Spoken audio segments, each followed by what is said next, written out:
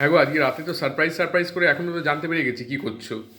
আমি তো বুঝতে পেরে গেছি তুমি মোগলাই করছো। হ্যাঁ হ্যাঁ, তাহলে রান্নাঘরে চাবি দিয়ে করা উচিত ছিল। আমি দেখতে পেয়ে গেছি। এই যে সব বন্ধুরা দেখুন, গাজর, শশা, এই বললাম না ছেলের বন্ধুর মা নেই, ওর মা দেশে গেছে, ওই জন্য তাকে খাওয়াবে। হ্যাঁ, এই তো দেখতে পেয়ে গেলাম তুমি মোগলাই করছো। তোমার হাতের মোগলাই সত্যি। তুমি আগেই দেখিয়ে দিলে বন্ধুদেরকে। হ্যাঁ, আগে দেখিয়ে দিলে বন্ধুদেরকে। না বন্ধুদেরকে দেখিয়ে দিলাম এই কারণেই যে সেই দুপুর থেকে তুমি সাসপেন্স রেখেছো। তো সাসপেন্সটা এত বেশি হয়ে গেলে আর সহ্য হয় না। তো মোগলাই হচ্ছে বন্ধুরা, এখানে চিকেন কিমা করে তার পুর, এখানে সব কিছু শশা গাজর।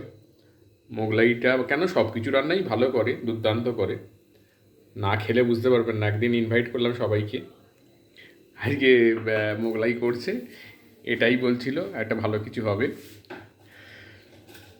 এটা আছে, বাহ, করো করো, এরম করেই খাইয়ে যাও আমাকে। এরকম করেই খাইয়ে যাই। এখন মোগলাই মোগলাই হচ্ছে, খাওয়া দাওয়া হবে। এখানেই ব্লগটা শেষ করলাম, টাটা। কেমন লাগছে খেতে হ্যাঁ সেটা জানাবে। হ্যাঁ হ্যাঁ হ্যাঁ, আজকে জানাবো, আর যখন ছেলের বন্ধু খাবে আর ছেলে খাবে সেটাও দেখাবো। ঠিক আছে, এখানেই ব্লগটা সমাপ্ত করছি, টাটা।